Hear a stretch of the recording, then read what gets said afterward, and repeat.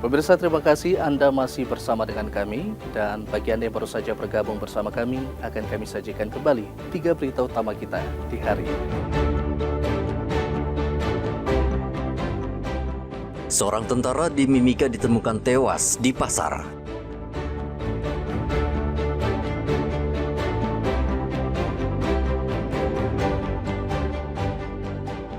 Kendarai motor dalam keadaan mabuk, seorang pria di Mimika tewas setelah menabrak mobil.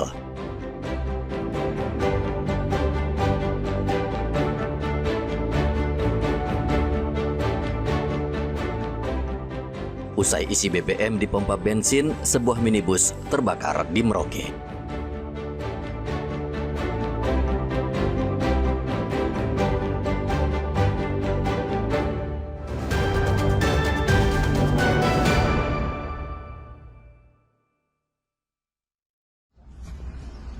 Sebuah minibus terbakar tak lama setelah meninggalkan tempat pengisian bahan bakar minyak di Kampung Muting.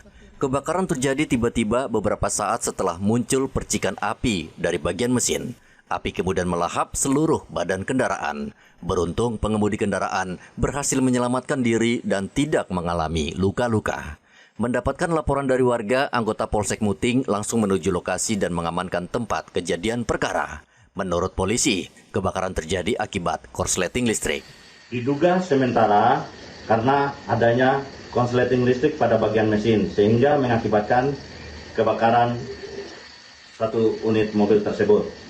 Dengan respon cepat Polsek Muting dan masyarakat dapat memadamkan api tersebut.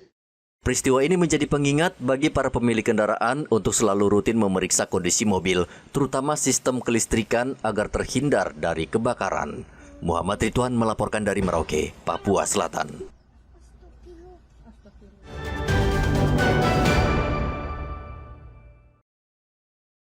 Kejaksaan Tinggi Papua menyita 45 unit kendaraan dan alat berat, termasuk truk yang ditaksir bernilai puluhan miliar rupiah, dalam pengusutan kasus korupsi proyek pembangunan sarana dan prasarana aerosport Dinas PUPR Kabupaten Mimika. Kendaraan tersebut disita dari tersangka Direktur PT Karya Mandiri Emas selaku pelaksana proyek. Selain itu, turut disita uang tunai sebesar 133 juta rupiah dan 52 bundel dokumen sebagai barang bukti. Asisten Tindak Pidana Khusus Kejati Papua Nixon Mahuse mengatakan penyitaan dilakukan sebagai bagian dari pengembangan penyelidikan untuk menelusuri aliran dana proyek. Yang pertama kita dapatkan pada waktu penggeledahan adalah yang pertama uang tunai sebesar 133 miliar, ulangi 133 juta 657 ribu rupiah, terus 8 sertifikat tanah asli, ya, terus kemudian 2 unit laptop. Nah, terus yang berikutnya 40 dokumen asli BPKP dan STNK kendaraan, 16 dokumen asli invoice pembelian alat berat, terus kemudian 10 buah STNK asli kendaraan truk tronton, kemudian 33 kunci seret mobil truk tronton dan alat berat, serta 52 bundel dokumen, ya. Sementara itu, Kepala Dinas PUPR Mimika melakukan upaya hukum pra-peradilan untuk menguji penetapan status tersangka dalam kasus proyek aeromodeling Mimika. Namun sidang perdana pra-peradilan tidak dihadiri pihak Kejati Papua yang memicu kekecewaan dari pihak kuasa hukum pemohon. Belum ditunjuk tim yang akan menangani perkara ini. Kemudian kedua juga mereka sedang mempelajari permohonan ini dan juga mempersiapkan bukti-bukti untuk menghadiri perkara ini. Jadi memang kita lihat bahwa memang kasus ini permohonan pra-peradilan ini cukup serius ya, dan punya alasan yang cukup ya dengan argumentasi dalil yang kami sampaikan. Jadi tentu ya kita bisa pahami kalau mereka membutuhkan waktu, ya saya pikir itu silakan saja, ya kan.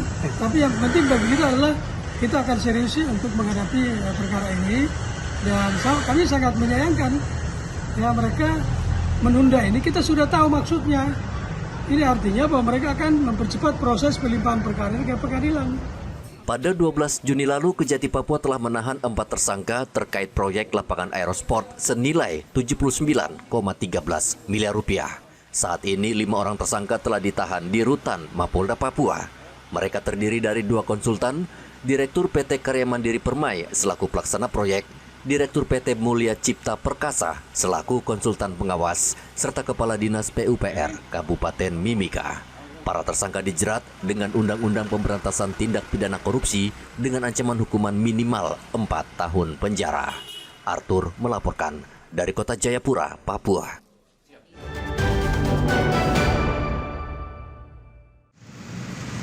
Saat ini banyak kendaraan bermotor berplat nomor dari luar Papua beroperasi di wilayah Merauke, Papua Selatan. Samsat Merauke, Papua Selatan sangat menyayangkan kondisi ini mengingat fasilitas jalan dan infrastruktur lainnya dibangun dari anggaran pemerintah Provinsi Papua Selatan, salah satunya melalui pajak kendaraan. Kendaraan dengan nomor polisi daerah tersebut tentu merugikan publik dan fasilitas umum karena pemilik tidak memberikan kontribusi ke kas daerah. Kepala Samsat Merauke Kayafa Simbilap mengimbau kendaraan roda 2, roda 4, dan roda 6 agar segera balik nama dan membayar pajak di Provinsi Papua Selatan. Ya, pada prinsipnya kalau kita gunakan fasilitas daerah, daerah ini kan dibangun dengan uang PAD, PAD atau ya salah satunya pendapatan asli daerah. Jadi ya kita pakai jalan, jembatan atau apa sarana baik, terutama terkait BBM tadi. Bahan bakar ini kan bahan bakar untuk kendaraan yang terdaftar di Papua Selatan. Tapi masih ada kendaraan yang tidak terdaftar di sini mengambil bahan bakar juga di jatahnya orang Papua Selatan yang menggunakan kendaraan bernopol Papua Selatan atau bernopol Papua. Jadi himbauan Bapak? Ya sebaiknya mari kita sama-sama mendukung pemerintah daerah dengan memberi kontribusi berupa PAD. Samsat Merauke berharap pemilik kendaraan dengan nomor dari luar daerah segera balik nama kendaraan dan membayar pajak untuk meningkatkan pendapatan asli daerah agar bisa menunjang pembangunan di Papua Selatan. Muhammad Ridwan melaporkan dari Merauke, Papua Selatan.